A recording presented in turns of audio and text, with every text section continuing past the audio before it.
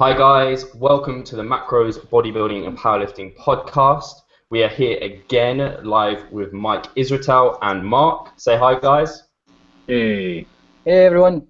So hopefully you heard kind of what Mike's about last time. You listened to that episode. If you didn't, I 100% recommend you check it out. We talked a lot about hypertrophy and also talked about fat loss and specifically for bodybuilding contest prep. So I definitely think that's something, if you're interested in those topics, you want to check out because we covered a lot of stuff right there. So, Mark, do you want to introduce the topic that we're going to go over today? Yeah, so we thought it'd be a cool topic to go over weak point training, starting maybe with a bodybuilder. So how would people go about programming for bringing up weak points or areas in their physique or enhancing that area, and maybe some considerations that they might want to take, maybe depending on training age and experience. For bodybuilders specifically looking to enhance their physique. Mm-hmm. Yeah, you guys want me to just go off on that one? Go for it, and then we'll come into it if we feel like there's something that we're like not sure about, or if we think we can have anything there. If you're happy to do that. Totally. So there are a couple of like lead-in questions to ask when someone brings up weak points. The automatic first instinct a lot of us have is just to add more work to that area, right? And that may be one of the possibilities that you end up doing. But you have to ask a couple of questions before to make sure that you have ruled out all of the other possibilities that are going on. And the very first question I like to ask for weak point training is, are you in a place, well, what do you want out of your bodybuilding career? Do you eventually want to be super jacked and lean years down the line, and you're willing to do what it takes to kind of put your marbles in that really long time frame, or do you want to look as balanced and aesthetic as you can now? Based on which one you choose, so if you choose the second one, if you want balance and aestheticism right now, then yeah, there's some good reason to start specializing body parts, picking apart weak points, etc. If you are still at the beginning of your training career, and you definitely want to be gigantic and lean at some point, and you're willing to do what it takes to have that in a long view, I did that myself, then you probably should take into consideration that gigantic people aren't always balanced. Balance is something you can work on later when your health, joint health, muscle connectivity health, and your general ability to tolerate training stressors is not that great anymore. Specialization training is easy because of one fundamental fact. It's easier to maintain than it is to gain. So if you have 290 pounds of shredded muscle, but your biceps are too small, it's easy to bring up your biceps, relatively speaking, compared to making sure you're always in proportion and taking and putting things on the back burner so often during your ascendancy that you only end up at 230 pounds, but you're perfectly balanced. Well, about a year after, you're still perfectly balanced at 230, maybe 235, and that other guy who did it the right way, he's at 290, and now he has big biceps too, so he's perfectly balanced. So we don't want to have this, what we want is to make sure we have a priority straight. The first 5 to 10 years of someone's bodybuilding career where they want to be really good eventually should be based mostly, not wholly, but mostly in fundamental mass gain to be huge. Once you're huge, specialization is easy. The best analogy to this is kind of like making a sculpture. First you slap on a shitload of clay, and then you start shaping it. If you slap shape, it takes a little longer, it doesn't quite work that way, and it ends up kind of screwing you over. And I'll tell you this, when you get into an advanced training age, when you get older, injuries start to crop up. And if you told me I had to bring up one body part that was lagging, I could do it. If you said I had to get, in general, overall bigger, man, that's hard. that's for young people to do. That's for younger people to do, and you had better put your marbles in that if that's what you want to do. Does that make sense? Because getting bigger requires, you know, moderate to high reps of squats, benches, deadlifts, that kind of stuff you can do when you're still injury-free, etc. Kind of stuff gets really hard to do later. A lot of the reasons the top pros train like they do is because they're too beat up to train like any other way. So save the chiseling for later is the first thing.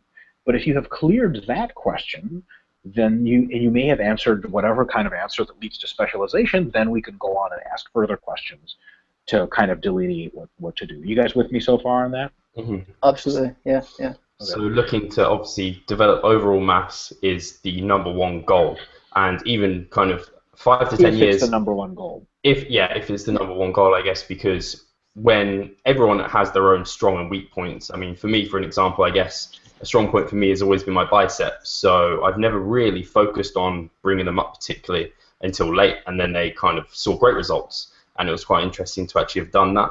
I've always been under the impression, and I think a lot of people are, that we should, as bodybuilders, be looking for a symmetrical physique, which we should realize, and you've clearly pointed out, is the end goal, is to be the best bodybuilder. The biggest and most symmetrical is the end goal. Whereas in the short term, when we're developing our physique, we might have to go through periods of time where maybe we're not as symmetrical, but we're bigger. And in the end, we'll be at a better place. Is that roughly right? Absolutely. It works the same way with body fat levels. When you want to get as big as you can, you're going to have to get a little fat sometimes. If you always want to be lean, you're never going to get that big. You can't engineer a car when it's on the racetrack. You got to pull it off the track, and the Indy cars don't look that great when their wheels are taken off and their engine's out.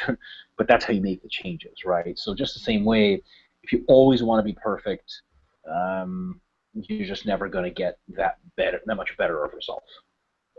Cool. So would specialization training really only come in once you're an advanced lifter then? So when you're kind of novice, intermediate lifting, you probably wouldn't want to do those, or what are your thoughts on that, if we are going down the route of trying to be the biggest, best overall package at the end? Yeah, then yes, then you would probably want to not super specialize, or at least not spend too much of your training year specializing. I think most of your training year could be spent generalizing.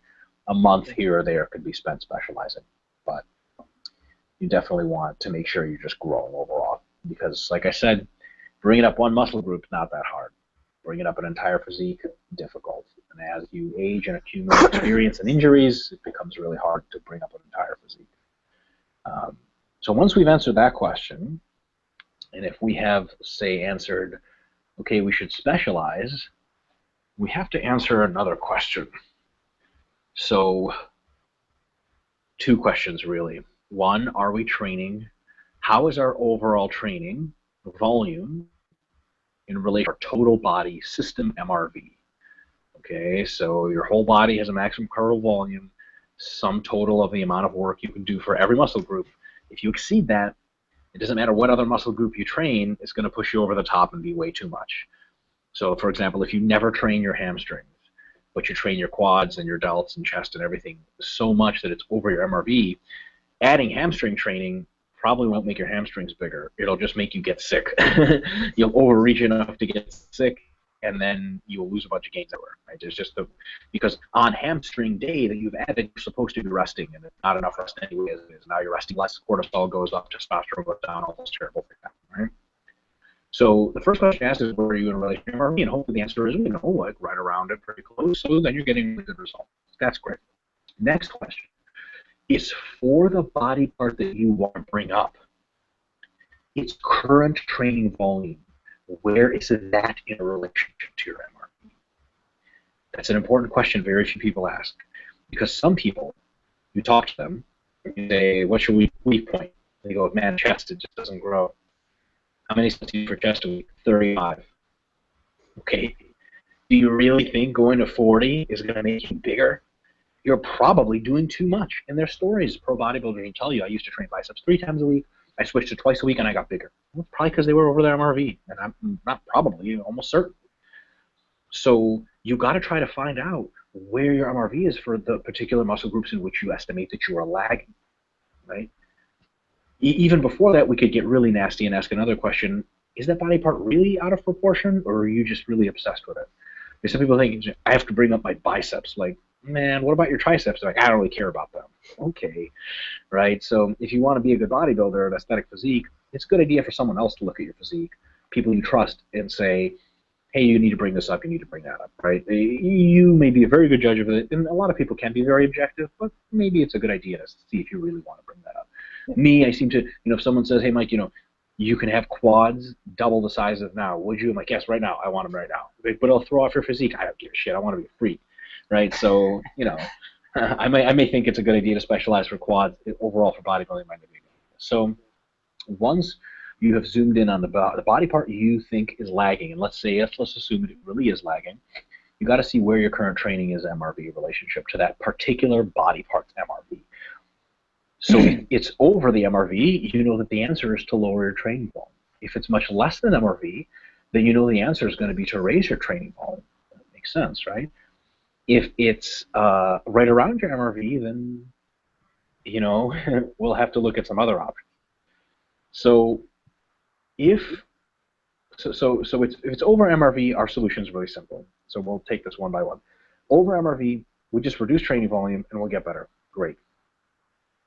If we're below MRV for that body part, and let's say we're below MRV for the system as a whole, we take the remainder, so we have system MRV, we have that body part's MRV, and this is how much we're actually doing for that body part. So we go like that. We increase how much work we're doing for that laggy body part. So now we're filling up our whole MRV, but we're filling it up with the rest is bicep work, for example, right? Bring up our biceps. If we find that our MRV is here and everything is filled in and that body part isn't being trained enough, or even if it's being trained to its body part specific MRV, right? Oh, well, let's take that a little later. So if it's not being trained enough, but you've run out of total system MRV, we have to take that and analyze that situation. How does that happen?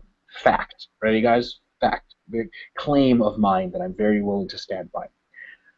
The sum of all of your per muscle group MRVs in any human body is going to be higher than the system MRV for the whole body. Put another way, put simply, if you trained every muscle as hard as it could individually recover, you would overwhelm the shit out of your body, you would overreach, get sick, start getting smaller. Imagine what that would take to get every single body part completely trained. Yeah. Nobody can do it, right? Because you think, oh, on a specialization cycle, I can do 25 sets for chest. Great, now it's 25 sets for chest, quads, biceps, shoulders, everything. You wouldn't survive. Yeah. So by definition, we have to take some kind of priority structure in our training. We can be generalists. If we're pure generalists, we're never training anything as hard as it could be trained, but we're training everything pretty hard. Maybe our MRV for each body part individually would be 25, but we're training everything at 20 because that's all our body can survive. Like if we pick up one of those at 5, automatically it's already too much. So if the case is that you're already training at MRV, then we have to do the standard bodybuilding juggling of if you want bigger biceps, you got to take away from somewhere else. Take away from back training, take away from tricep training, take away from leg training, so you have systemic capacity to recover and adapt. And if it is in fact that you're below your MRV for your biceps, then it's okay to raise volume for biceps because they'll recover just fine. And then you can do that via specialization and still be within your MRV because you moved something else out of it. Now the situation of where you're already at your MRV for that muscle group, and you're within total MRV for your body, and you still want to bring up that muscle group, you're already doing everything it takes to bring up that muscle group. We're left with a couple of slight modifications that we can make to training, but they're slight and their effects are going to be slight. You've already done the biggest stuff. Some of these modifications include training a body part when it is fresh. That means both in the beginning of a training session and structured in such a way within the weekly microcycle scheme that it's not tired from other stuff. For example, if we want to bring up our spinal erectors, we can definitely train them first by training deadlifts first and then doing some back extensions or whatever else comes after that. And let's say we're doing that in a leg workout, we got to save squats for last. If we properly design, so that's a proper design, what we also have to do is make sure in the last couple of days we didn't train back and we didn't train legs. Or if we did train legs, we did mostly leg presses and lunges and not something like heavy squats that taxes the lower back. Because we don't want our lower back to be tired when it comes in for a super important mondo workout where it's placed first. And people will do that. They'll be like, oh man, my chest is so sore, but I got to blast it. Like, good luck getting anything out of it, right? So then you got to rely on sort of not tricks, but manipulations that are more particular, less effective because they're more minute. But generally speaking, I think making sure that you're training at the MRV of the body part and making sure that your total body MRV is in check. There is some people who would have the argument that if you reduce other body parts and get way below your total body MRV, your recovery capacity generally goes up so much that you can expand that per muscle group MRV. I don't think that's largely true. I think there's some truth to that a little bit. So for example, if you train everything else hard, but within MRV of the total body, that your biceps have 20 sets in them, if you stop training upper body altogether, your biceps now have 25, maybe. But there's definitely local factors that preclude that. So I think if you really want to prioritize, you could drop all of the rest of your body training, maybe to 80 or 90% of your MRV, and then just try to trash your biceps. But you got to make sure there's no guarantee that you're not going to go to just bicep overload altogether. Like for example, if you decided to do 10 sets of leg presses to failure and 10 sets of squats to failure every day, that total volume load, even if you only train legs per week, is going to be about as much as you train for the whole body. But that doesn't mean your legs are going to receive the growth that your whole body usually does. Matter of fact, after the second session, they're going to start to get smaller. So there are limits on per muscle group MRV that are distinctly different. They're pretty capped, and there's nothing much you can do about them. Total body recovery is not going to help because it doesn't have anything to do with that local musculature, right? There are local musculature limits on recovery speed and how much volume you can tolerate. So more or less, if you're already doing the MRV for that body part, your MRV for your whole body is in check, and if you're making sure that you're training that body part fresh, making sure that you're training it when it's fresh both acutely and chronically, man, I think you've done just about everything you can. And some people, they already are doing that, and they still say, I'm still not recovering, or I'm still, not getting the gains I want. And to those folks, I'd say, first of all, keep it up, because gains are accumulating over time. And second of all, some body parts are just going to be a struggle.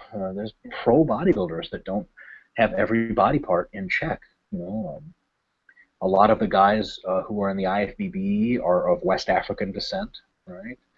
And they have small gastric medius musculature, small soleus musculature. They have really small calves.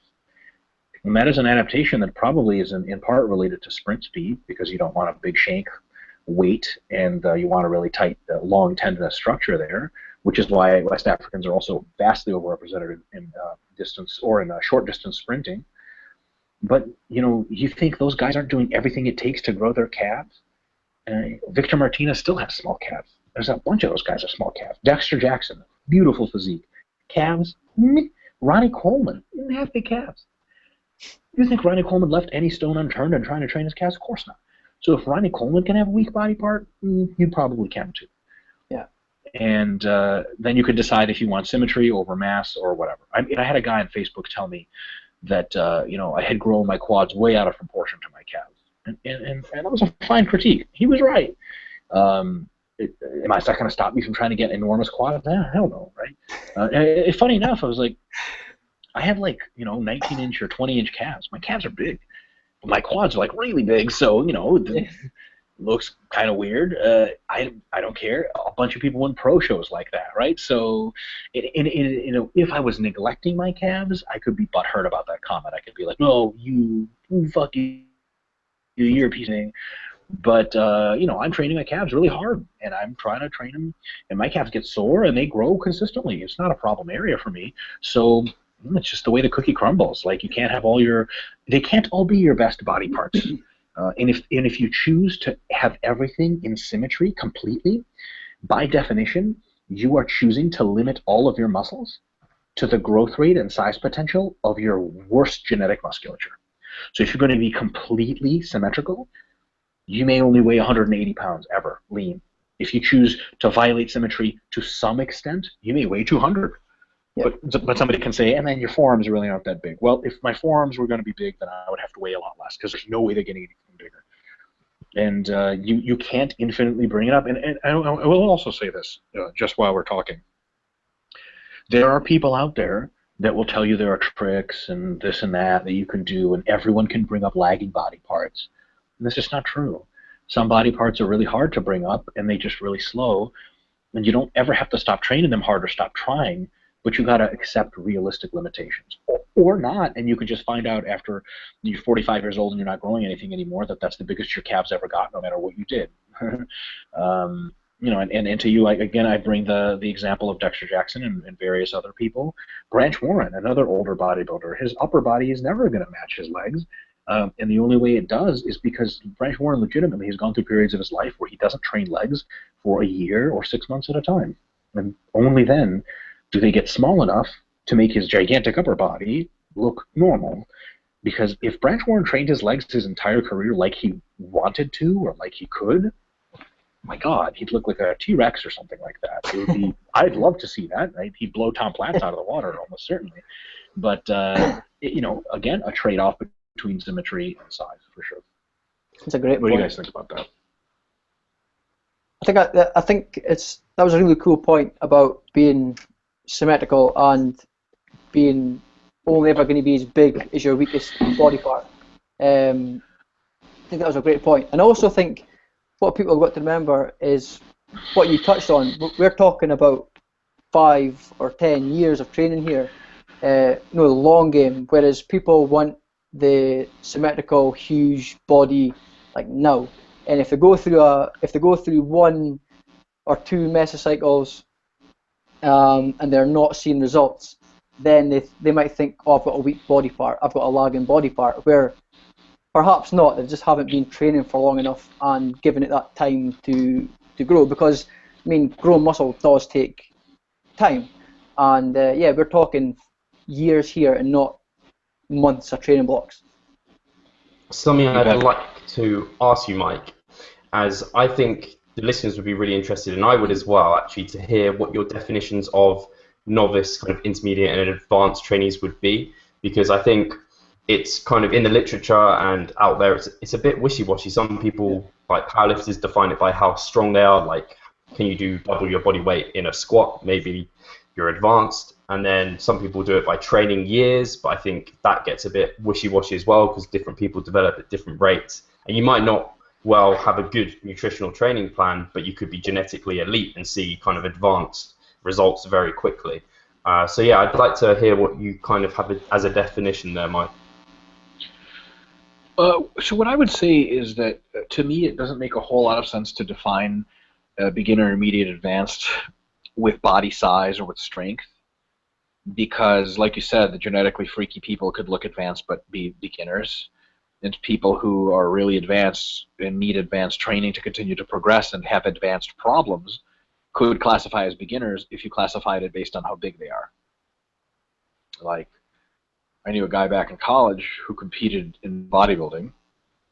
He was my height, and he competed at 132-pound weight class or something like that. You know, he had been training for years. He needed the kind of training to continue to progress that we would describe as intermediate or advanced training. He was not a beginner. But how many beginners even have that little muscle mass? Sorry if I offend anybody. 132 pounds. I mean, Jesus. A lot of people in high school weigh that much. You know, a lot of people in high school have that LBM. So, you know, it's one of those situations where it's not a personal judgment against anyone, but classifying him as beginner would just be wrong, right? Because you'd be like, oh, you're a beginner, you still need to do just the compound basics or something. And he'd be like, are you kidding me? I've been doing body part specialization for years. They're like, oh, how come you're not big? Well, you know, genetics or dieting issues or something like that, combination of factors. So So I like to classify advancement in years of training, because that really does determine how close to your genetic peak, et cetera, you're getting, and it determines where your priority should probably lie and what kind of gains you can expect relative to where you started. And there's nothing set in stone, but I think generally, very generally, 0 to 5 years in bodybuilding is beginner. 5 to 10 would be intermediate. 10 plus would be advanced. We could very much debate those. It could be a little bit different, but I'd say that's pretty good. And I can qualify why I think that. In the first 5 years of your training, most people can just eat and train and grow. They don't have to worry about anything. There are no stall plateaus that last any meaningful length of time, and the only plateaus that happen is if you train completely wrong and overreach and stuff like that. After 5 years, between 5 and 10, you're still making pretty good progress, but things get a little bit trickier. Some progress slows down. You can experience some plateaus. After 10 years, gaining additional muscle becomes difficult, officially difficult. And you start to accumulate, usually people accumulate some injuries as well, and you have to get more creative with your training. And then you also probably have about as big of a base of muscularity as you ever will, and you can start to transition into more fine-tuning kind of training rather than trying to build more raw mass. You can start to, by fine-tuning I mean you can start to back off on muscle groups that you know aren't going anywhere and that are already good, and start to really assault muscle groups that are bad. So really working on weak points is one of the things that advanced bodybuilders do. Also, advanced bodybuilders can compete more and be leaner in their off seasons because there's no more point for them to get big and compete less. They're just not making the kind of gains that you'd think. Now, the idea of what kind of drugs you take eventually does pervert that to some extent, but it doesn't really pervert it, because then we can talk about beginner, intermediate, advanced with respect to the drugs. So you can say, well, someone who's really advanced can start taking insulin for the first time and put on 30 pounds of muscle in a year. Yes, that actually can happen. But then you have to talk about someone who's advanced in relationship to their insulin use, right? First couple of cycles, great, everything's great. Then, man, your gut starts to grow and muscles are kind of like, we've had just about enough of this. And then you can't just run infinity cycles forever and continue to maintain your aesthetics and continue to get bigger, certainly at the massive expense of your health. So even with regard to drugs, it's one of those situations where, yeah, that's very much, somebody can be described as a beginner with drugs, an intermediate with drugs, and advanced with drugs. And the same kind of constraints apply with drugs as with your career. Now, I think intelligent bodybuilders are interested in using performance-enhancing supplements. I think most of them get to at least intermediate and hopefully advanced drug-free, and then hop on the wagon, and then they can continue to make great gains, and the overall sum total magnitude of where they end up is the highest, and also at the smallest cost to their health. But I've seen lots of people at the beginner drug-free status jump on drugs, and they can just talk to drug-free people who are more muscular than them and try to live with that. So I think it's all about how long you have been doing something that really determines it, and for drug-free and not drug-free. And then I guess you kind of know what your, well, actually, just to touch on this, because I might make some people feel better who are around 130 pounds, is that when I'd been training kind of not properly for a few years, had an accident, was in hospital for a month. Long story short, I lost a lot of weight, and I actually came out at around 135 pounds, and I'm 5'10", so I was really skinny. So I was basically back to beginner, and now I'm still 5'10", I'm 180 pounds, probably a similar body fat to what I came out of hospital. And so, I mean, I'm getting towards that intermediate advanced sort of stage that you're saying. But I think a lot of people can identify kind of rather than looking at where they are muscularity-wise and focusing more on the number of years they've been training, because if you're a genetic freak, you'll know within like a year of training, because your results will probably be double what your mate who is very average. So I think that's something that you can talk about, at least just identify as an individual. So you I think a lot of people in bodybuilding get too caught up in comparing themselves to other people. They got caught up in fat-free mass indexes, but they should just kind of focus on doing the things right for themselves and their own progression, and they probably see better results that way. Yeah. The fat-free mass index, I think Greg Knuckles pretty much beat this to death, but rightly so. The fat-free mass index suffers from quite a bit of limitation. Mostly the fat-free mass index has been turned into a troll tool to accuse people of drug use. If you're above 25, you're on drugs, so that's what I heard. Totally. Totally. And you know, that is certainly statistically true. On average, that's definitely the case. The average person who has FFMI higher than 25 is on drugs. But then when you try to prove that individuals are on drugs, you know, like, that's almost like the closest analogy I can come up with that is like, just like, you know, sheer racism or something like that, where it's like, well, all Jews are, I'll say all Jews are stupid. Okay, fine. Maybe on average they are. Let's just go with that. And then you come up to a particular Jew and you say, you're stupid because you're Jewish. Now, that may very well be the case if all Jews are, you know, on average more stupid, but it's a bell curve, right? So you could be talking to a Jewish Nobel Prize winner, right? And you'd make a fool out of yourself. So it's one of those situations where you don't typically, not a racist asshole, walk around accusing people of things that their group norm is known for. You can assume it in your own private life, but it's certainly not a good idea to base your internet credibility on a particular individual. That can get out of hand because there is a bell curve. You can be mistaken.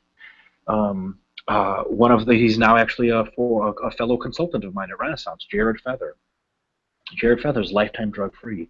I put my professional reputation on that claim because he's one of my very good friends. Like, you know, in the bodybuilding world, you know when your friends are using, okay? Like, it's not like fucking rocket science. So Jared competes at, I think, about 5'10", 5'11", and he steps on stage at around 180 pounds.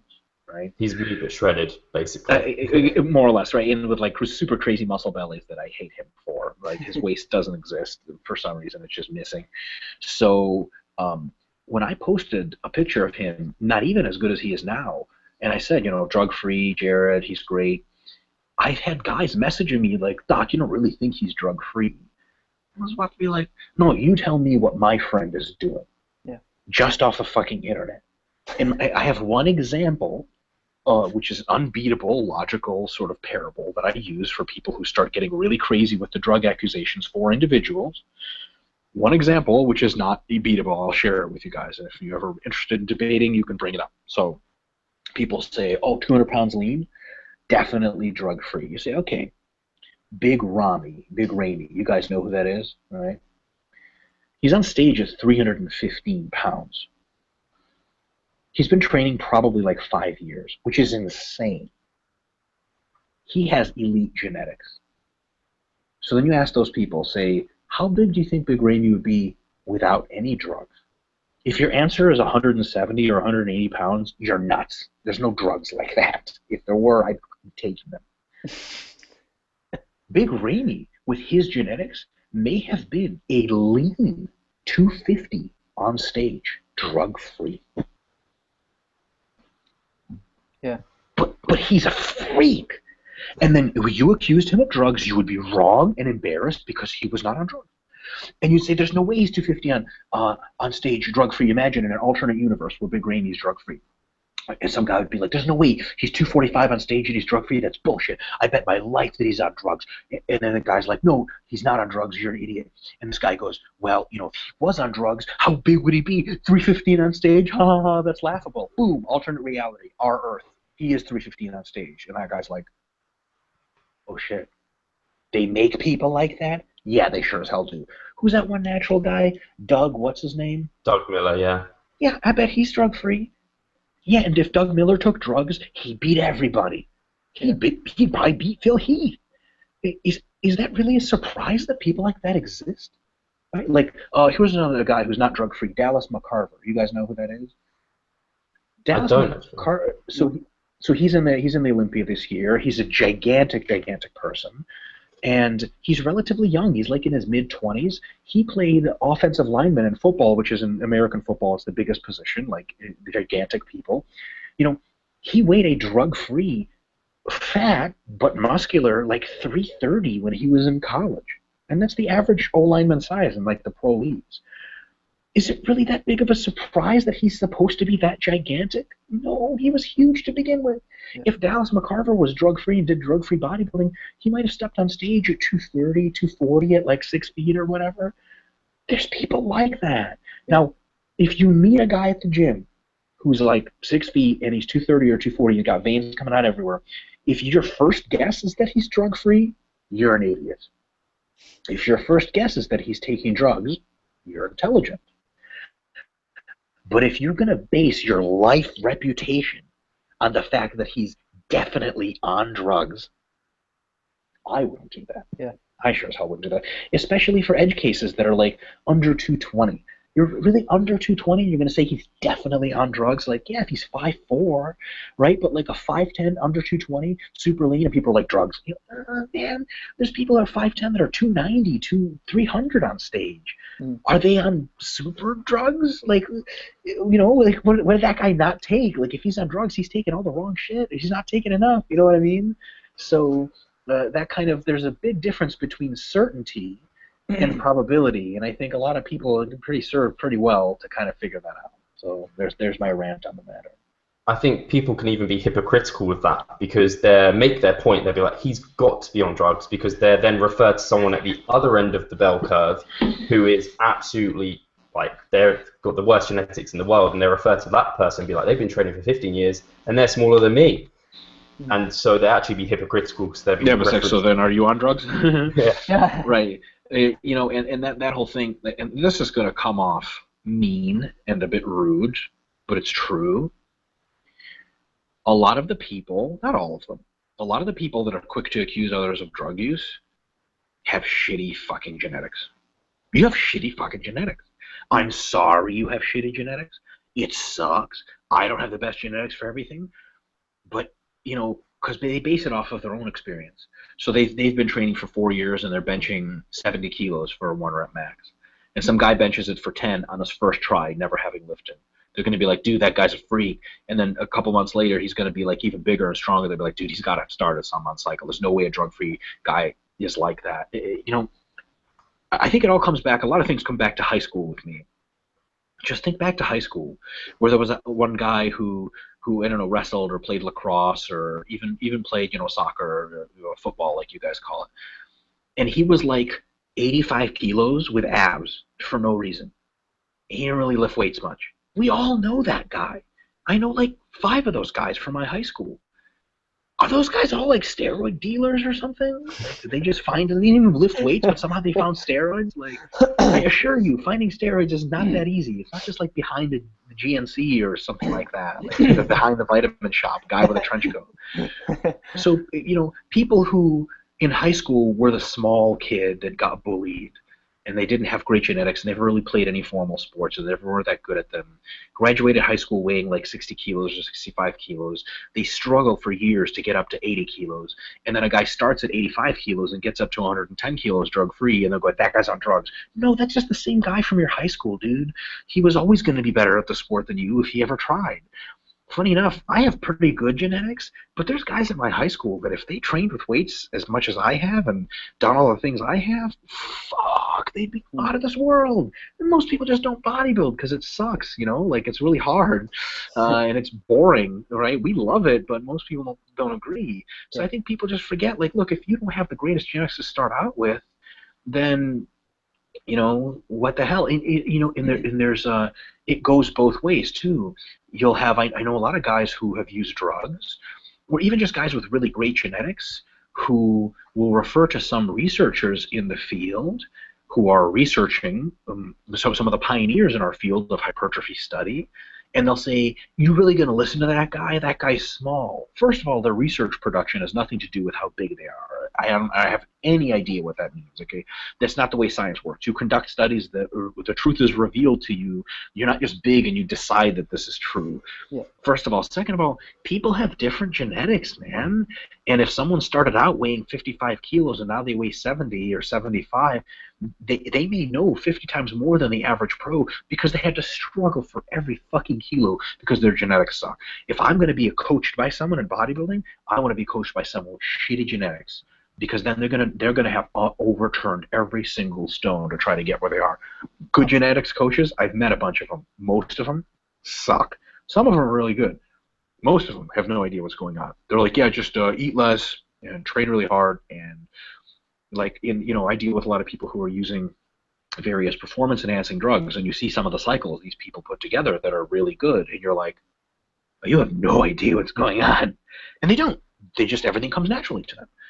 Right? There are stories about like top pros that asked for advice for various other drug gurus, and the drug guru's like, you're not seriously taking what you're saying. And they're like, yeah, isn't this the good stuff? And they're like, how the hell are you this jacked and lean? And they're like, okay, you want that guy to coach you? Right? So we have to be careful in assuming a variety of things.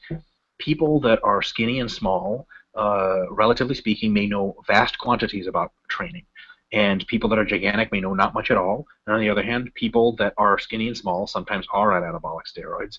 And people that are pretty gigantic, not extremely, but gigantic and lean, can be drug-free. And of course, statistically, there's truth there that on average, yada yada. But we've got to be really careful of accusing, individuals. I had this happen to me, where I like it when people think they're clever on Facebook. Or something, but they're really not. They're like the 15th person to say that. So one guy was like, I posted a picture of me like jacked and lean, and I posted my height and weight. He's like, hey, Dr. Mike, what's your FFMI? And I was like, well, my weight and height's listed, isn't it? And he's like, yep. And I'm like, you know basic math? He's like, mm-hmm. I'm like, why don't you calculate it? He's like, no, I want you to say it. And I was like, I'm just going to drop it. But I've taken it a step further. I was like, are you accusing me of drug use? And they'll be like, well, it would only make sense. Are you on drugs? And I'm like, you want me to admit to illegal substance use on the internet? And they're like, okay, I'm a professional in a field. You live in your mom's basement. When you admit to weird shit, nobody cares. I can't admit to weird shit even if it's true or not true. So they're like, so are you on drugs or not? I'm like, what's my FFMI? They're like, 28. I'm like, major conclusions. They're like, okay. And it goes pretty fine. I'm just like fucking planet do you live in? So it's one of the situations. It's like, I think a lot of times on these kind of emotional subjects of how good are your genetics or who's using drugs or not, normally intelligent people, rational people will just abandon all hope and just start going crazy. And especially when you have one lightning rod for them. So that FFMI, the people who developed it were very intelligent about its conclusions.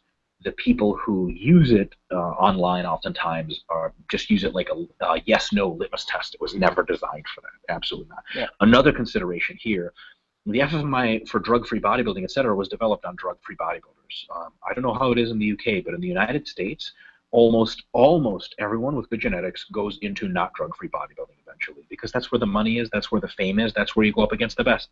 Yeah. Drug-free bodybuilding in the US, there are some very impressive people, but the majority of the people in drug-free bodybuilding, like you look at them and you're like, you have bad genetics by anyone's standards. And they just choose to be in drug-free, maybe because they made the calculation that why the hell am I going to take all these drugs when I'm not going to amount to shit anyway, which is a fine idea, right?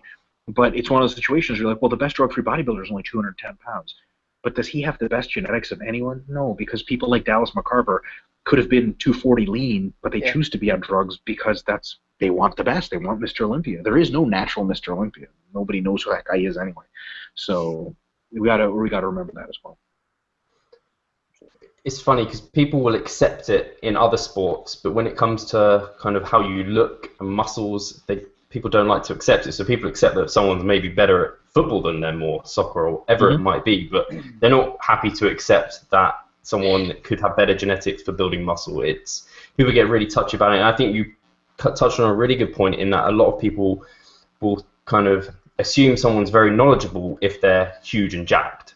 Whereas I think it's becoming better, but maybe just within the niche that is the evidence-based fitness kind of crowd. We're small. Yeah, we think we're big. I think we're big, but we're not. We're very small, and we want to reach more people because we need the word to come out. Because it's people like Brad Schoenfeld, like all the researchers out there who are doing the hypertrophy type work, a lot of them aren't big and jacked. They are just kind of people that like lifting, but also do a lot of research, and their knowledge is insane. And if people discount that, they're actually going to hurt their own progress, which is absolutely ridiculous. Yeah, that's crazy to me. You know, a personal goal of mine is to get as jacked and lean as I can, using a variety of methods to buttress the evidence-based stuff, because I'm really tired of that. Oh, but you're not actually jacked, you don't know anything. Well, you know, hopefully through the end of my bodybuilding career, eventually where I end up, I'll be so jacked and lean, and in some respects I'm already there. Like, no, I'm very comfortable making claims about science and the way muscles grow, and yeah, I'm also jacked, so fuck you. And I do it kind of begrudgingly. I actually do want to get as gigantic and lean as possible privately, but I think that people discount a lot of folks who really know what they're doing, because of the idea that those folks personally aren't that jacked and lean. If they're scientists, then you got to read the science they put out. If they are claiming that they have the holy grail of hypertrophy and they are gurus that don't rely on science and they're not jacked, then you got a problem. Because how the hell am I supposed to believe you if you're not jacked? You have no evidence for how to get jacked, and you're claiming that you have all the answers. I mean, good luck. You better coach some really good people or something like that. So, you know, on the other end, we do have to give some credence to the idea that, you know, because, you know, the pendulum swings both ways. Yes, it's bad to automatically assume that someone not jacked that puts out good science or really knows a lot of stuff isn't a good source of advice, but it's also stupid to say that really jacked people, especially large groups of them that agree on things, are completely wrong, stupid, idiot, meathead retards that we never should listen to because they're wrong and dumb about everything. And it's just they're all steroid addicts, you see.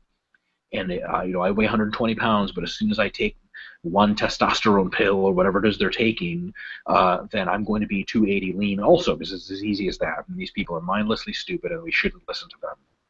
They know a lot of stuff, and there's a difference between formalized knowledge and informal knowledge that you can't verbalize, but you know. And a lot of them do a lot of the right stuff.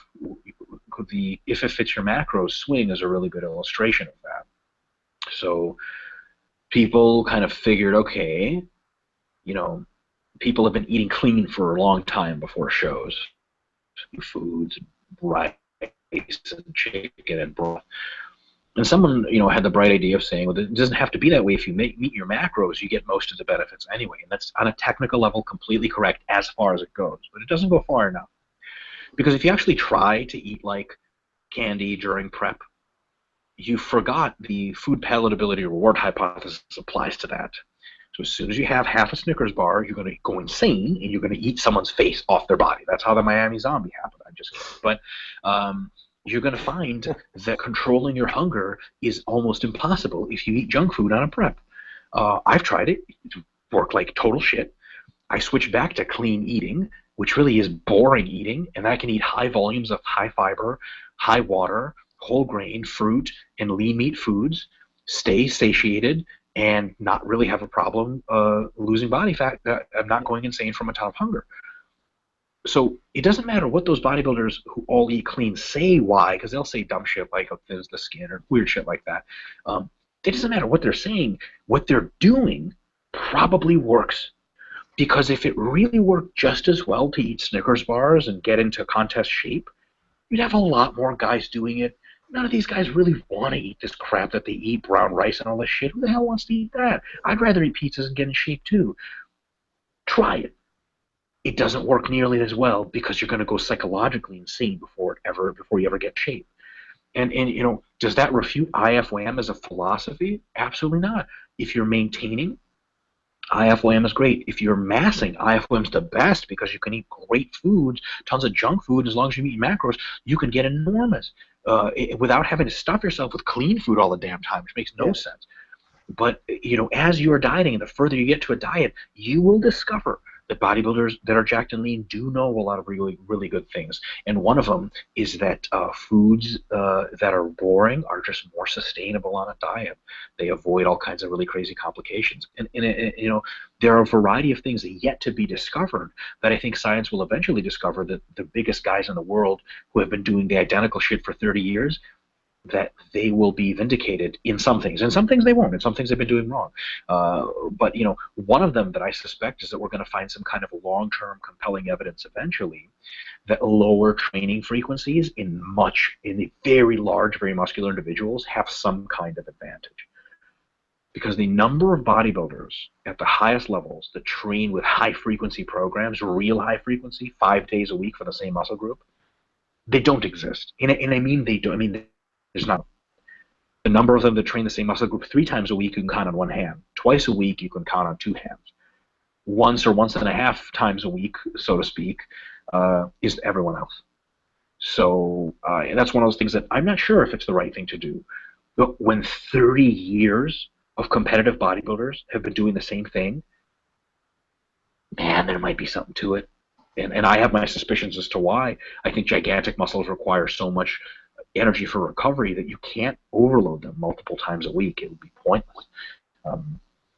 It's one of those things where we have to come at it from both perspectives. There's a place for science, formal science, and there's a place for evidence of what do the best do. And where these people agree and where these people agree, this is where good programming is. Little science quirks, I wouldn't worry about that. Little programming quirks, I wouldn't worry about that. I think that the best is together. Definitely. It's having that open mind as well, that although we know what we know now, it's almost being prepared for it to change at any time and being able to accept it and adapt that science has only given us a reference point to what we know now. And that could well change in the future. I think that's awesome. Sure. There's also a big limitation of what science can conclude. Yeah. Most of the studies are on undergraduate students. They're untrained, or the criteria a lot of times is 1 year of training. Like what? That's a noob. Yeah. So they'll say trained athletes respond great to 5 times a week squatting frequency. Like, okay, 1 year of training. The training studies are they're not like long macrocycles in length. They're very short, and so it's hard to really delve and get much from that. I completely agree. You need to have that experience and the evidence kind of taken together. And when you've got a lot of studies confirming a lot of things, take that. When you've got a lot of experience confirming a lot of things, look at it and see where the science is kind of saying yes. Just to come back to the main topic of this podcast, and actually I think we're going to have to come to a powerlifting type weak point training in another podcast, because I think we've kind of beaten this one to death, and we can do that for that one as well. I think a lot of people take that away. That is also a very technical discussion by itself. Awesome. Yeah, so we don't want to go too far, and we'll get on to that next time, if that's all right. And I just wanted to talk about, with this specialization, we've obviously talked about the fact you have like a limited MRV, and then so you can't maximally train when you're advanced, especially every muscle group at its maximal MRV, because every muscle group has its own. So then you can take away from one, give it to the other one. And I want people to realize also that MRV isn't kind of like, you don't have 100 MRV all the time like a figure. It can change throughout weeks, months, years, like it changes, like you say.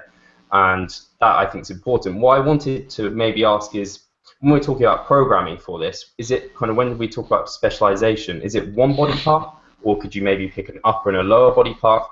Something I've been trying recently is kind of picking 2 for my upper body, and then maybe picking quads or hamstrings, and then abs or calves, and using that sort of approach. I'm not that advanced, so I don't need like a ton on one body part. I thought maybe someone intermediate might do well from like multiple specialization parts. Would that be something you consider? I think if you're going to specialize, I think at most usually people can pull off 2 to 3 body parts at a time. Anything much higher than 3, and you're going to exceed your total body MRV, or you'll have to drive down your other body parts so much that they'll just be losing mass. Like, I'm going to train my hamstrings and glutes so hard, I'm just going to train quads with 2 sets per week. Like, okay, they're not really bodybuilding anymore. You're going to start losing quad mass. So I think 2 to 3 is the answer, and I think that choosing an upper and a lower is a great start. So there's not about a lot of overlap with them. I think that's good. Another thing I can add to the bodybuilding stuff is, remember that training really, really close to MRV for really extended periods is really taxing, and there's some long-term fatigue that starts to accumulate. And more so than fatigue, there starts to be an accumulation of adaptive resistance. You can't just continue to get better at stuff linearly. Yeah. So people make a mistake of saying, hey, I want biceps. to be my focus. I'm just going to, for the following 6 mesocycles straight, I'm going to prioritize biceps. What I think is a much better approach is to do specific training to general training if you want specific development in a 2-to-1 ratio of mesocycles. So what I mean by that is you have 2 mesocycles of bicep focus, 1 mesocycle of general focus. Then back to biceps for 2 mesocycles, then 1 mesocycle of general focus. If you want to bring up one body part and another equally, you can have a bicep focus mesocycle, then a tricep focus mesocycle, then a general mesocycle, then a bicep, then a tricep, then a general, and that allows you to have a good deal of both. But I think the most you can do for any one body part is probably 2 mesocycles back to back of focus. I have made the mistake of trying to do more. It doesn't work. I've made it with clients. I've made it with myself. You know, if you're improving your quads for a month, they can improve. For 2 months, they can improve. You got to give them a break after that.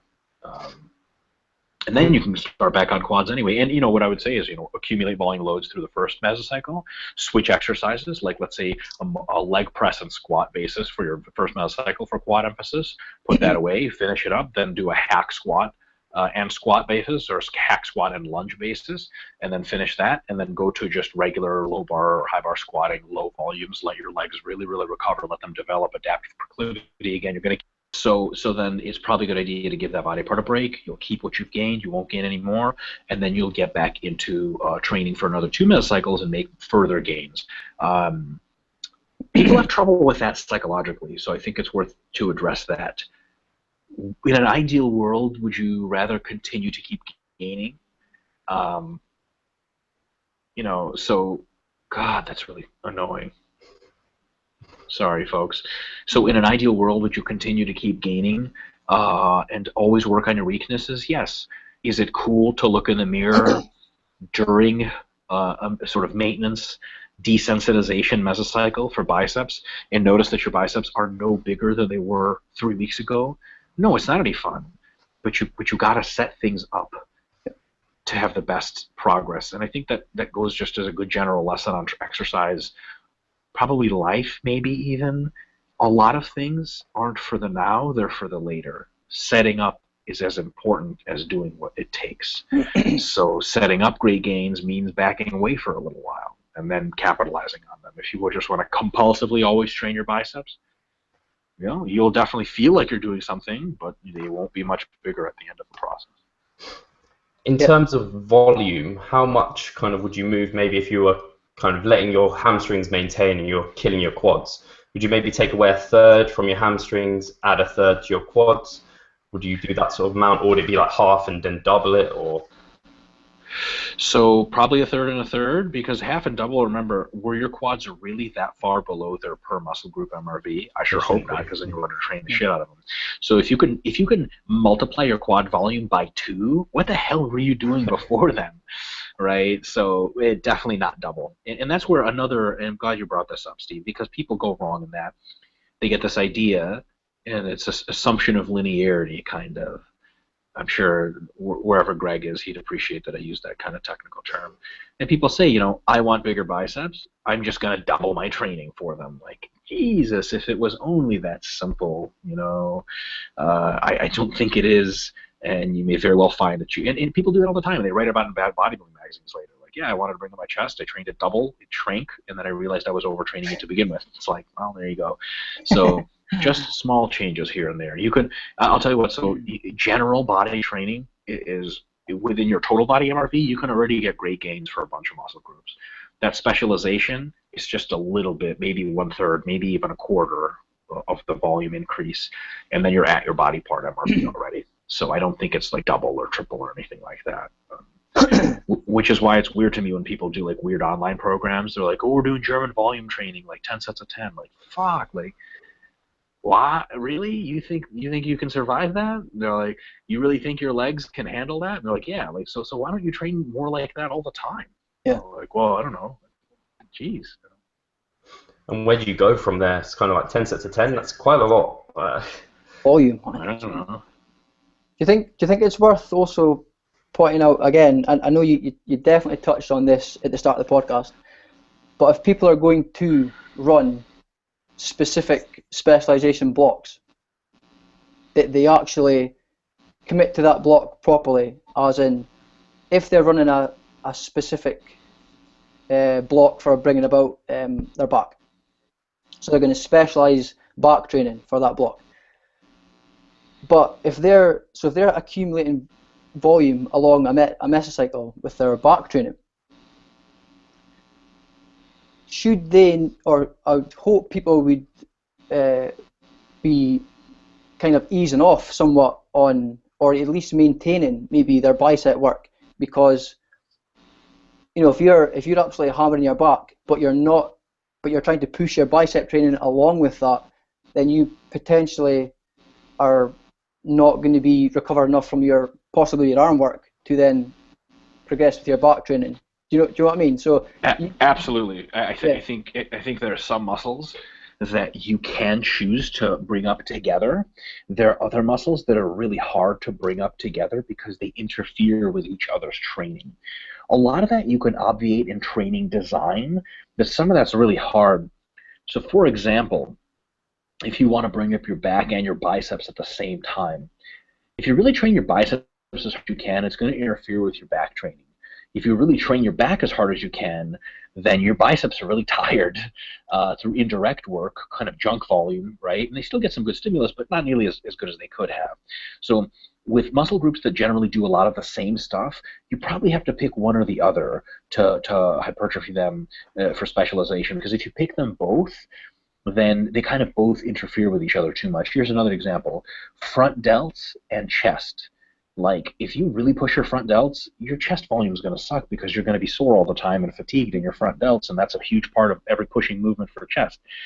But if you push front delts and quads in the same mesocycle, yeah, you can push the shit out of both of those completely. You don't want to interfere with each other. I don't know a single exercise in which front delt interference with quad, maybe front squats, I don't know. But, really easy to train them both super duper hard. And then the muscles that they would interfere with, you kind of back burner those muscles and you come back. So I think it's a really good idea to have like a back emphasis mesocycle, then go to maybe a back and hamstring emphasis mesocycle, and then later go into a bicep and quad emphasis mesocycle. And that way you get a lot of the benefits without a ton of interference. And a lot of that stuff is just, it's not something I have to say. Yeah, no, absolutely. For people to know, you just have to pay attention and be intuitive in your training. Like, if you're supposed to have amazing bicep sessions, but they're too tired from all your back work, like, it doesn't take a rocket scientist to figure out that maybe you shouldn't have prioritized both of those at the same time. Yeah.